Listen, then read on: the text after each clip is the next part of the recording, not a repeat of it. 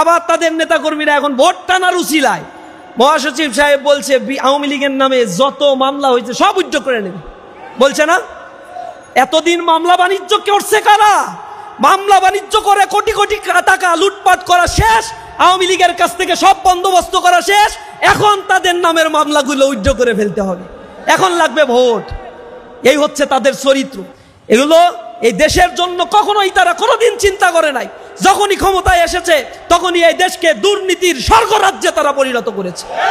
তাদের সাথে জামাত ইসলামী জোটবদ্ধভাবে ক্ষমতায় ছিল।